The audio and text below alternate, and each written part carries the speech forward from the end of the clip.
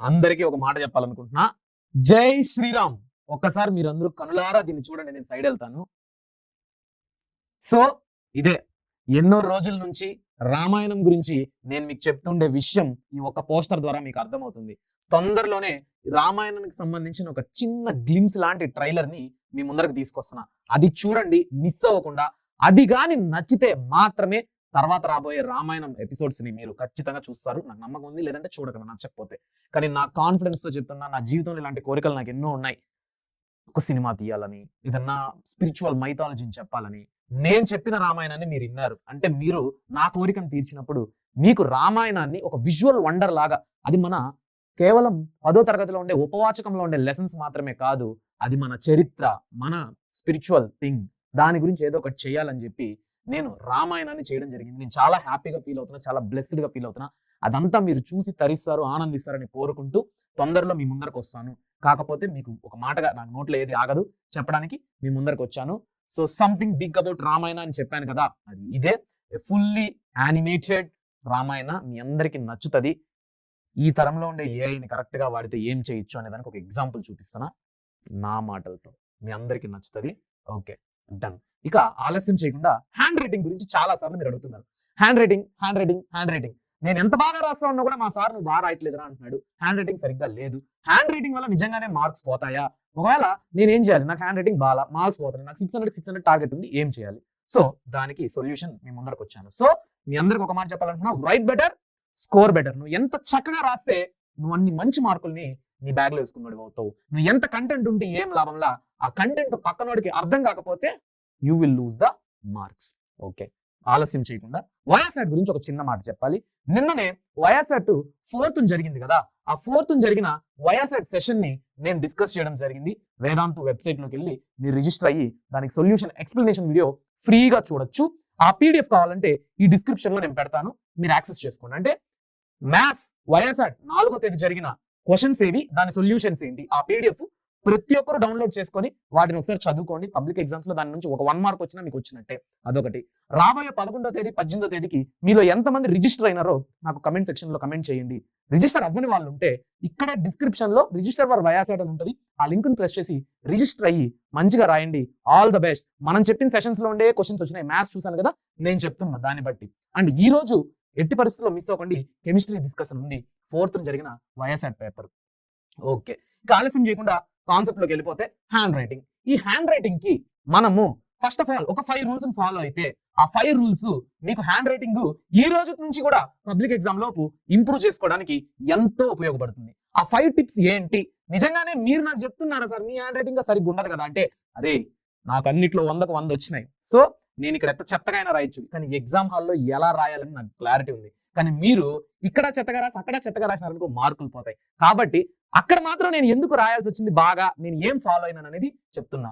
ఒకటి మ్యాటర్ ఏంటంటే, first point correct grip and posture. కొంతమంది ఇదో పెన్నుని ఇలా పట్టుకొని ఇలా రాస్తారు, కొంతమంది ఇదో టిప్ దగ్గర ఇలా పెట్టుకొని రాస్తారు, కొంతమంది ఇలా పెట్టుకొని రాస్తారు. సో కరెక్ట్ గ్రిప్ అనేది ఎలా ఉంటుందంటే ఇలా పెట్టుకోవాలి. ఇంకోటి మీకే తెలుస్తుంది, ఇలా చూపించినంత మాత్రం మీకు వచ్చేది. గ్రిప్ అనేది మీరు పొజిషన్ ని పెన్నుని పర్ఫెక్ట్ గ్రిప్ లో పట్టుకొని బాగా రాయండి. టిప్ దగ్గర పట్టుకోకండి, టాప్ లో పట్టుకోకండి, మిడిల్ లో కూడా పట్టుకోకండి, కొద్దిగా బిలో హాఫ్ లో పట్టుకోండి. ఓకేనా? దానివల్ల hold the pen lightly, not two tight. And గట్టిగా పెన్ను అదిం పెట్టేయకండి. సింపుల్ గా పెన్ అనేది నీకు ఫ్లో బాగుండాలంటే పెన్ను నువ్వు స్మూత్ గా పట్టుకోవాలి. గట్టిగా పట్టుకునేసినప్పుడు నువ్వు రాసేటప్పుడు అంత స్మూత్ గా వెళ్ళదు. అంటే ఇప్పుడు ఇలా గట్టి పట్టుకొని ఇలా రాయలేము, అదే అలా రాస్తే ఓకేనా? చూడండి సింపుల్ గా వెళ్తాను. అంటే నేను ఇప్పుడు హ్యాండ్ రైటింగ్ చూపిట్లా, ఫ్లో అనేది అదే గట్టిగా పట్టుకొని ఇలా బాగుందా? సో ఆ డిఫరెన్సెస్ అనేది మీరు కొద్దిగా అబ్జర్వ్ చేయండి. సో నీ రిస్ట్, నీ చేతిని రిలాక్స్డ్ గా పెట్టుకో, పెన్ను లైట్ గా పట్టుకో, నోట్ బుక్ ని స్ట్రైట్ గా పెట్టుకొని ఇలా రాయకండి. నోట్ బుక్ ని సైడ్ పెట్టుకొని, నోట్ బుక్ ని స్లైడ్ పెట్టుకొని ఇలా రాయండి. కొంతమంది ఇద్దాం ఇలా రాస్తారు, ఇలా రాయలేము. ఇలా పెట్టుకొని ఇలా రాస్తే బెటర్ అన్నమాట. ఓకేనా? This is the first rule. Second rule ఏంటంటే, స్లో డౌన్ యువర్ రైటింగ్. కోడి గెలికిన సక్క అని రాయడం కాదు. క్లాస్ నోట్స్ అయితే రన్నింగ్ నోట్సా, సార్ చెప్తున్నాడు, సార్ చెప్పేలోపు నేను రాయకపోతే మిస్ అయిపోతాను.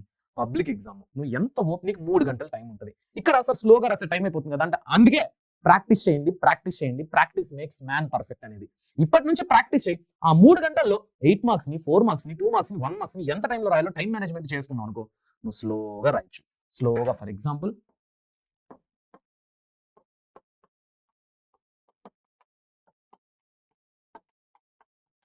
ఇది స్లోగా రాస్తే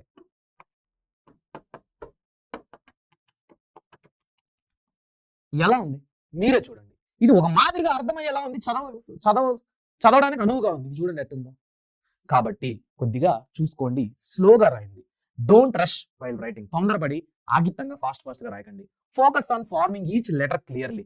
ప్రతి లెటర్ కనపడుతుంది అర్థవంతంగా.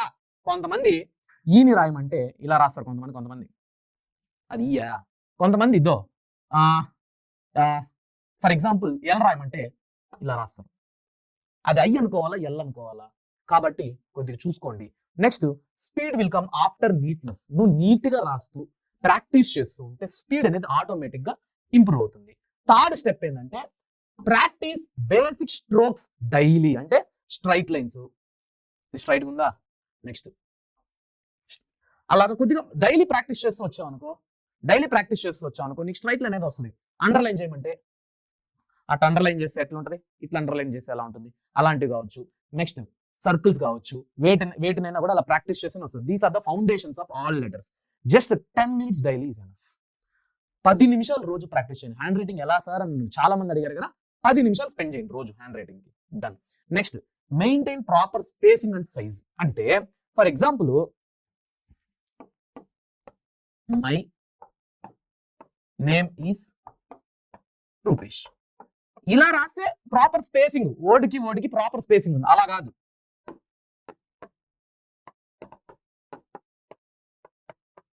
ఏంది మై నేమ్ ఈజ్ రూపేష్ మధ్యలో స్పేసింగ్. అంటే ప్రాపర్ స్పేసింగ్ అనేది ఉండాలి, ఇంప్రాపర్ స్పేసింగ్ ఉండకూడదు. నెక్స్ట్ వర్డ్స్ మధ్య కూడా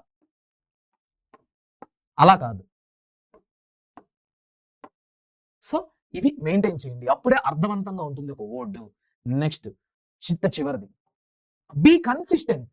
నువ్వు ఏదైనా హ్యాండ్ రైటింగ్ ప్రాక్టీస్ చేయాలి. ఒక రోజులో కూర్చొని రాత్రి ఇప్పుడు చెప్పిన 5 రూల్స్ ప్రాక్టీస్ చేసేద్దాం, అమ్మ చెప్పాడు కదా అని కూర్చొని చేసిన రేపు పొద్దునకంతా నువ్వు అద్భుతం జరిగిపోదు, హ్యాండ్ రైటింగ్ మారిపోదు. ఈ రోజు నుంచి మొదలుపెట్టి పబ్లిక్ ఎగ్జామ్ ముందు వరకు ప్రీ పబ్లిక్ లో నిన్ను పరీక్షించుకో. ఓపిక్గా రాయి, ఎంత టైం పడుతుందో చూసుకో, ఏమైనా టైం ఎక్కువ తీసుకుంటానా లేకపోతే టైం మిగిలింది అవన్నీ చెక్ చేసుకో. FA3 ఎగ్జామ్స్ ఉన్నాయంటున్నావు, ప్రీ బోర్డ్స్ ఉన్నాయంటున్నావు, మధ్యలో ఈ వైఆర్సిటీ లాంటివి రాసావు. ఇవన్నీ నీకు practice, not only for the content but also for the handwriting. ఓకేనా? Don't mix different letter styles. ఒకసారి కరువు, మళ్ళీ అంటే ఇక్కడ కరువు, ఇక్కడ నార్మల్, మళ్ళీ ఇక్కడ కరువు, ఇలా ఉండకూడదు. ఒకటే స్టైల్ మెయింటైన్ చేయి, ఒక స్టైల్ని మెయింటైన్ చేయి. Practice the same style daily. ఒక స్టైల్ మెయింటైన్ చేసి దాన్నే ప్రాక్టీస్. ఇప్పటికిప్పుడు క్యాలిగ్రఫీ చేసేద్దాం, అవి వద్దు. ఓకేనా? ఇవే handwriting tips. Finished ma'am, ఒక్క second. Wait ma'am, that's it. Bye, మళ్ళీ కలుద్దాం.